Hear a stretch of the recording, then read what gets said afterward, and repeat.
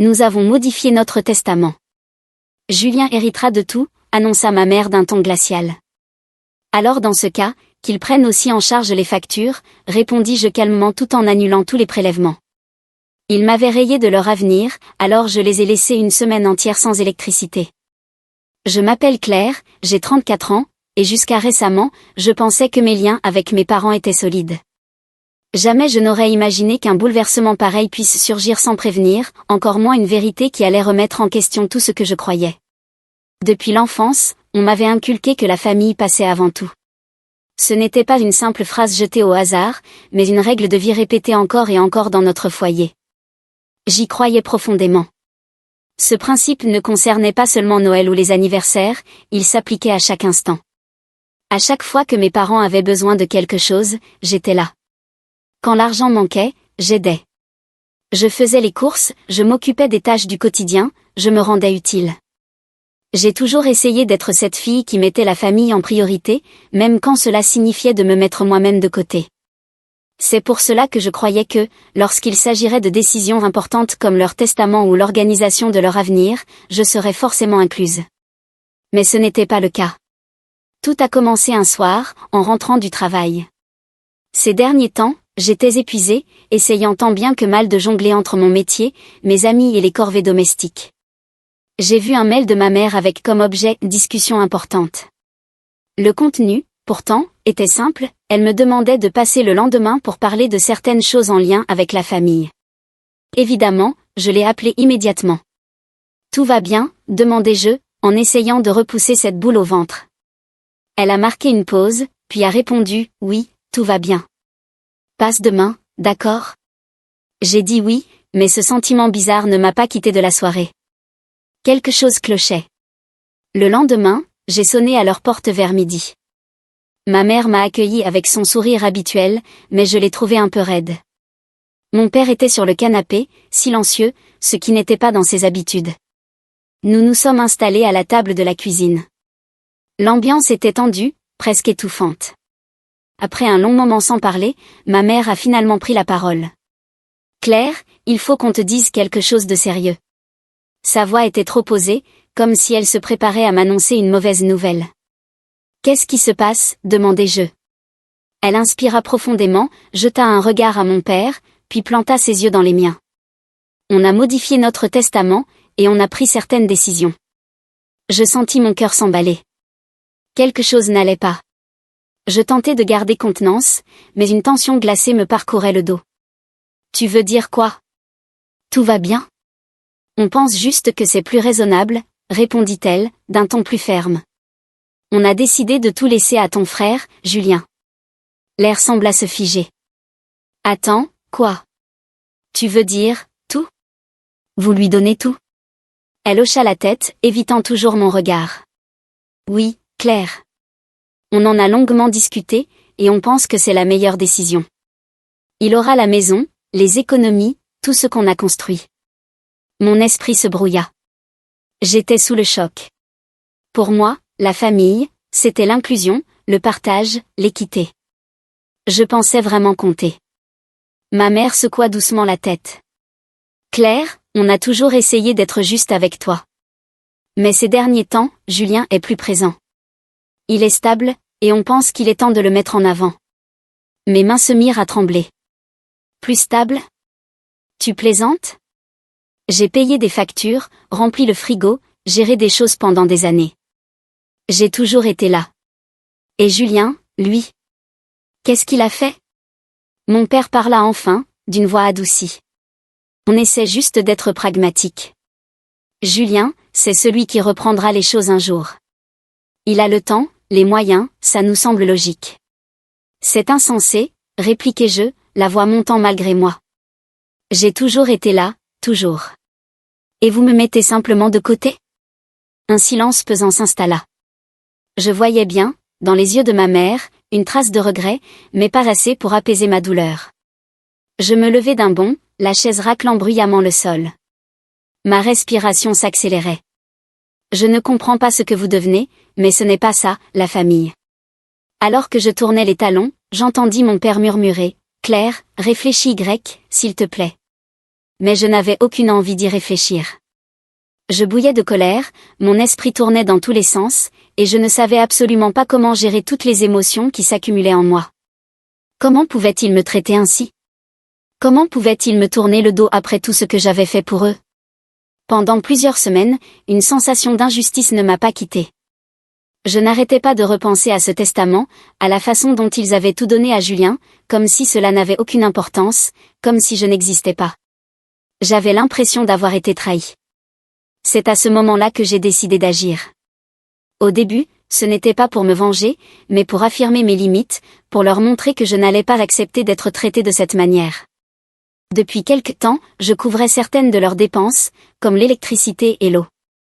Et j'ai compris que je ne continuerais pas à les aider s'ils ne me laissaient aucune place dans leur avenir. Alors j'ai arrêté. J'ai cessé de payer leurs factures. Je me suis dit que s'ils n'en avaient plus rien à faire de moi, alors moi non plus, je n'allais plus me soucier de savoir s'ils avaient de la lumière ou non. Un mois passa sans que j'aie beaucoup de nouvelles d'eux. J'étais rempli de colère, mon esprit embrouillé, incapable de gérer ce tourbillon d'émotions. Comment pouvait-il me faire ça? Comment pouvait-il me tourner le dos après tout ce que j'avais fait pour eux? Pendant les semaines qui ont suivi, ce sentiment d'injustice ne m'a pas quitté. Je repensais sans cesse à leur décision de tout laisser à Julien, comme si cela n'avait aucune conséquence, comme si je n'avais jamais compté. Je me sentais trahi. Alors j'ai décidé d'agir. Au début, il ne s'agissait pas de me venger, mais de poser une limite, de leur montrer que je n'accepterais pas d'être traitée ainsi. Je payais encore certaines de leurs factures, comme l'eau ou l'électricité, et j'ai compris que je ne pouvais plus continuer à aider des gens qui m'avaient exclu de leur avenir. Alors j'ai arrêté. J'ai cessé de payer quoi que ce soit. Je me suis dit que s'ils se fichaient de moi, alors je n'avais plus à me soucier de leurs factures ou de leur confort. Un mois passa, je n'ai presque rien entendu de leur part. Juste quelques messages courts demandant si j'allais bien, rien de personnel, rien qui montre un vrai regret. Puis, un après-midi, je reçus un message de ma mère: « Pourquoi le courant est-il coupé ?» Mon cœur s'emballa dès que je lus ces mots.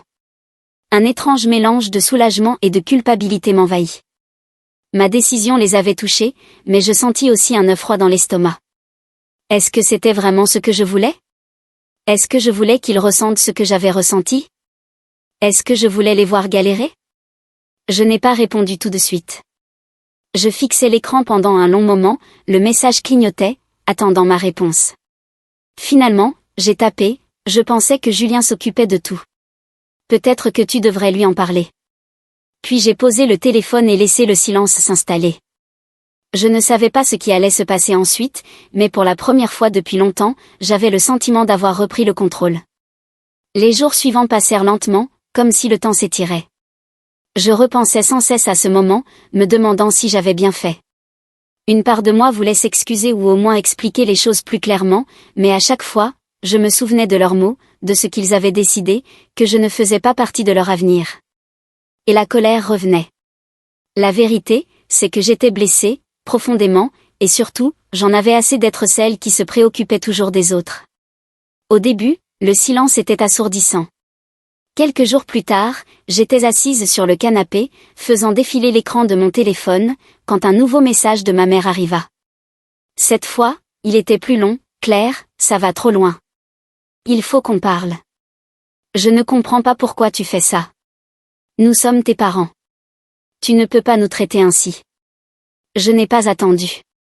Mes doigts flottaient au-dessus du clavier, puis j'ai tapé: « Peut-être que vous auriez dû y penser avant de m'exclure. » Ce n'est pas à moi de m'expliquer. Je posai le téléphone, le poids de ma réponse me frappa. Mes mains tremblaient, mais je ne pouvais plus revenir en arrière. C'était dit. Les jours suivants, mon téléphone resta silencieux. Aucun message, aucun appel, personne ne faisait le moindre pas vers moi. C'était comme s'ils avaient cessé d'essayer. Pourtant, j'attendais encore. Une part de moi voulait croire qu'ils ne pouvaient pas me laisser partir sans réparer les choses. Puis, un jeudi soir, mon téléphone vibra. Je n'avais pas besoin de regarder, je savais déjà. Le nom de ma mère s'affichait à l'écran. Mon cœur battait fort dans ma poitrine. Je pris une longue inspiration, puis j'ai décroché. « Bonjour Claire », dit-elle d'une voix basse, presque hésitante. « Je ne sais pas ce que tu attends de nous, mais nous sommes ta famille. On a toujours essayé de faire ce qu'on croyait juste pour toi, même si ce n'était pas ce que tu voulais. Sa voix tremblait légèrement, et pendant un instant, j'ai ressenti un peu de compassion. Mais je l'ai vite étouffée. C'était cette même personne qui m'avait dit que je n'étais pas digne de confiance, pas assez pour recevoir quoi que ce soit. Je n'allais pas retomber dans le piège. Je ne demande rien, maman. Tu as fait ton choix, et j'ai fait le mien. Vous m'avez déjà montré quelle était ma place, alors ne compte pas sur moi pour continuer à réparer vos problèmes. Le silence à l'autre bout du fil était plus lourd que n'importe quelle phrase. On est resté silencieux un moment. Puis elle a fini par dire « Reviens à la maison, s'il te plaît. Il faut qu'on parle en face. » La pression de ces mots m'enveloppa. Une part de moi voulait céder, revenir, arranger les choses. Mais je ne pouvais pas. Pas tant que j'étais encore aussi en colère. Pas quand tout semblait si faux. Je vais y réfléchir, répondis-je, puis j'ai raccroché rapidement. Cette conversation m'avait secoué, mais je n'allais pas changer d'avis. J'en avais fini d'être celle qui se soucie toujours plus. C'était à eux, désormais, de prendre leurs responsabilités. Le lendemain, mon téléphone vibra encore. Un nouveau message de ma mère, mais cette fois, il me frappa plus fort, j'ai parlé avec Julien. Il est blessé lui aussi. Il dit qu'il n'a jamais rien demandé, qu'il ne fait que suivre ce qu'on lui a dit. Je fixai ce texte pendant ce qui me sembla une éternité. Julien, blessé? C'était sérieux?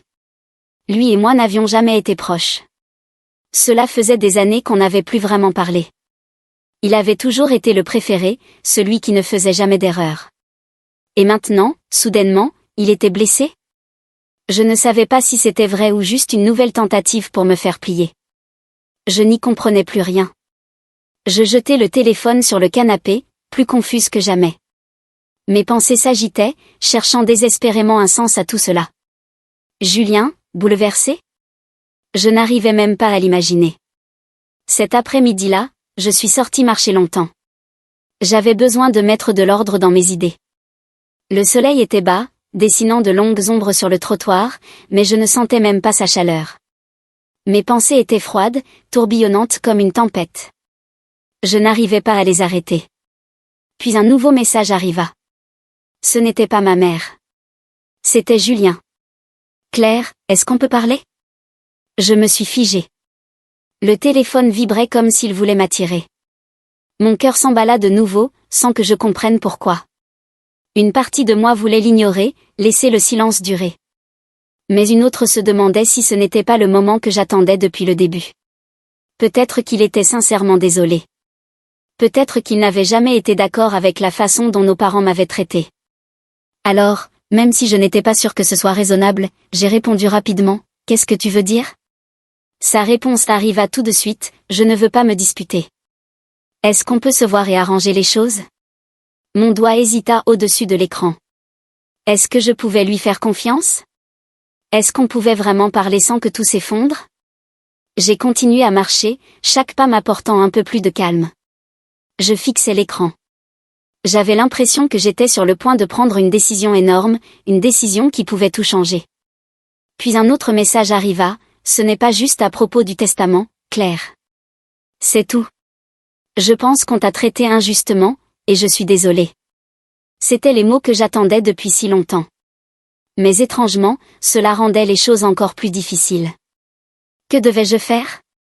Devais-je le voir? Prendre ce risque? Était-ce un tournant ou juste une nouvelle douleur qui m'attendait? Je restais là, figée, les yeux rivés sur l'écran. Mes pensées se bousculaient. Tout semblait prêt à basculer, mais je ne savais pas de quel côté. Je serrai le téléphone dans ma main, sentant le poids des mots de Julien s'enfoncer en moi. Une tempête de sentiments tourbillonnait. Mais au fond, je ressentais un besoin intense, dire enfin ma vérité, reprendre ma voix. Je regardai son message encore quelques secondes, puis je tapai une réponse, essayant de rester posée même si j'étais submergée. D'accord, voyons-nous. J'écrivis, mais je ne fais pas ça pour eux. Je le fais pour moi. Quelques instants plus tard, Julien m'envoya les détails, un café tout près de chez moi, celui qu'on fréquentait quand on était plus jeune. Il était tout proche, familier, mais au lieu de ressentir de la nostalgie, j'étais nerveuse. Et si c'était un piège? Et s'il venait seulement pour me reprocher d'avoir tenu tête à nos parents? J'ai repoussé ces pensées. Il ne s'agissait pas de honte, mais de justice. Il s'agissait de tenir bon. Je refusais de me laisser manipuler à nouveau. J'arrivais au café plus tôt que prévu, tentant d'apaiser mes pensées. Le lieu était calme, baigné de lumière dorée à travers les fenêtres.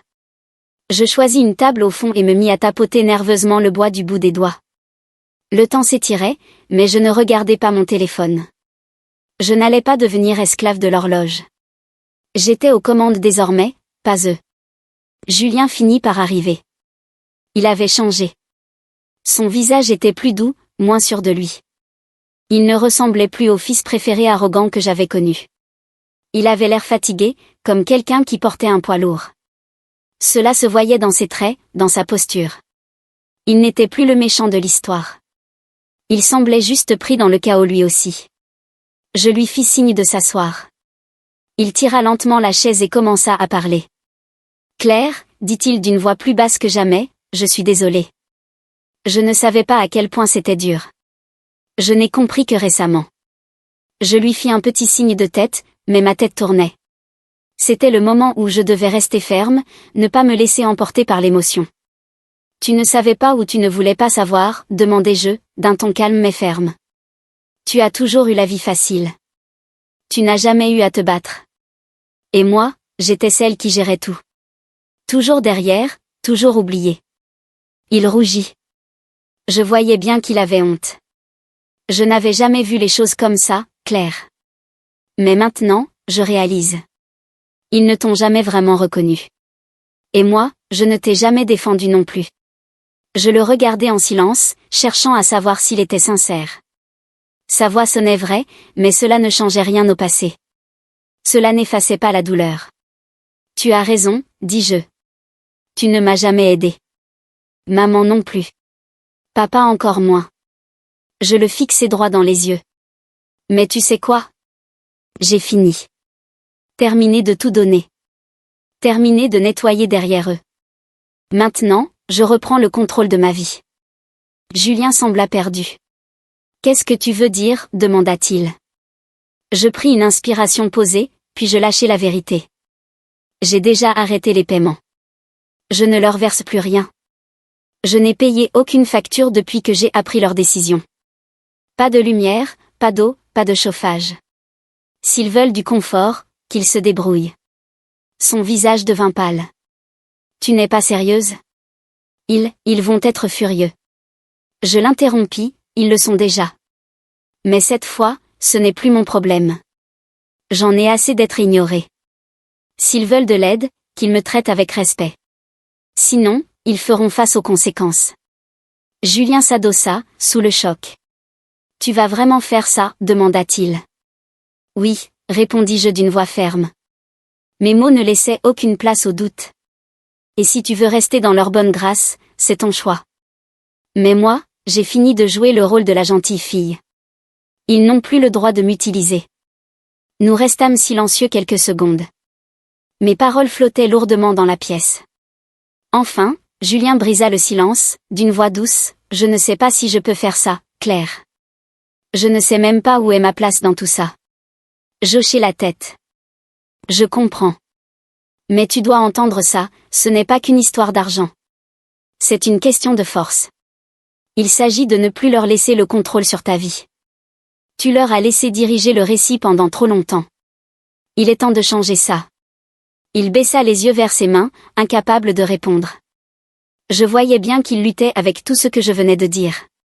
Mais ça n'avait plus d'importance. Parce que ce moment n'était plus à propos de lui. Il était pour moi. Je me levai de ma chaise, une force nouvelle montant en moi. J'ai pris ma décision, Julien. À toi maintenant de faire la tienne. Mais je ne reviendrai pas pour réparer leurs erreurs. Après ces mots, je tournai les talons et quittai le café, laissant Julien assis, plongé dans ses pensées. Mon cœur battait à tout rompre, mais une étrange paix m'envahit. J'avais fait ce que je devais faire. J'avais enfin repris le contrôle de mes choix. Plus de culpabilité. Plus de soumission. Je me sentais forte. Je me sentais juste. En rentrant chez moi, mon téléphone vibra de nouveau. Un autre message, cette fois encore de ma mère. Claire, pourquoi on n'a plus d'électricité? Que se passe-t-il?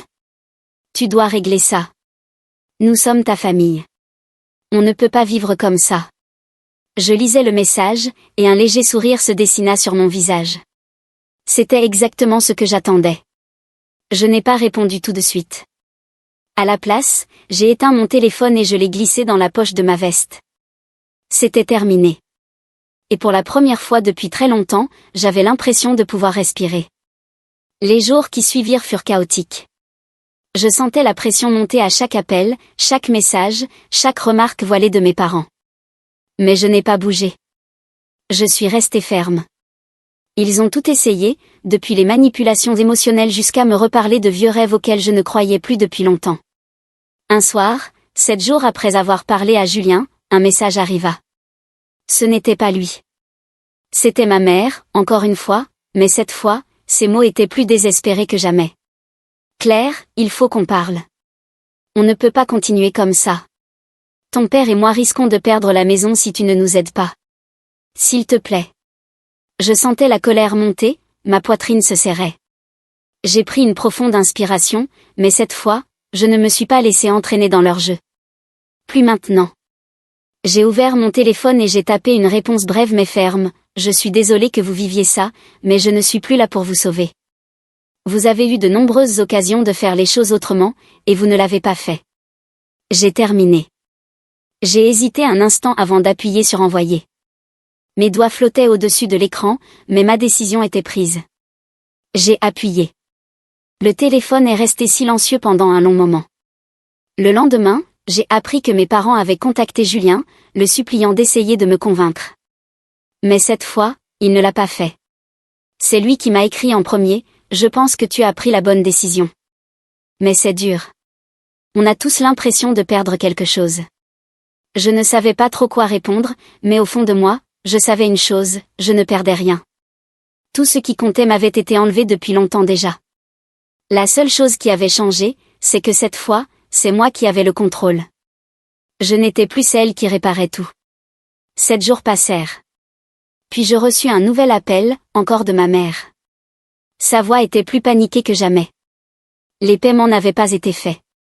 Le courant était coupé depuis plusieurs jours. Ils commençaient enfin à ressentir les conséquences de leurs actes.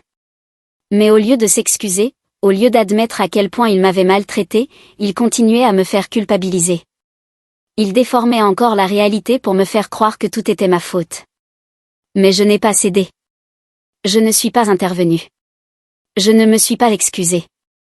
J'ai simplement dit, vous pouvez vous débrouiller. Vous trouverez une solution comme moi j'ai dû le faire, seule, quand personne ne m'a aidé. Je gardais un ton calme, même si ma poitrine était tendue. Il n'y eut que du silence de l'autre côté de la ligne. Jusqu'à ce qu'elle dise enfin, d'une voix tremblante de colère, « Je ne sais plus qui tu es, Claire. » Je soufflai lentement et, pour la première fois, je me sentis en paix. C'est là que j'ai compris que tout cela n'avait jamais été pour qu'ils me comprennent. C'était pour que moi, je me comprenne enfin. Pour que je reprenne ma vie en main. Une semaine de plus s'écoula. Leur courant n'était toujours pas rétabli. Et j'étais parfaitement en paix avec ça. Je n'étais plus en colère. Je ne ressentais plus le besoin de me justifier. Je n'avais plus l'impression de devoir quoi que ce soit à qui que ce soit. Pour la première fois depuis de nombreuses années, je me sentais vraiment libre. Je n'avais plus à porter le poids de leurs besoins. Je ne sentais plus que mon bonheur devait toujours être sacrifié pour le leur. Je ne sais pas exactement ce qu'il leur est arrivé ensuite. Peut-être ont-ils fini par trouver une solution de dernière minute pour payer leurs factures, comme ils l'ont toujours fait quand tout s'écroule. Mais cette fois, je ne faisais plus partie de leur plan. Et j'étais en paix avec ça. Alors voilà où j'en suis. Je ne regrette rien de ce que j'ai fait. Pas une seule seconde. Oui, parfois, ça m'a fait mal. Je me suis demandé si j'étais égoïste, si j'avais tort. Mais au final, c'était la meilleure décision que j'ai jamais prise. C'est mon chemin, mes choix, mon avenir. Et pour une fois dans ma vie, j'ai choisi moi. Alors, Reddit, qu'en pensez-vous? Est-ce que je suis allée trop loin?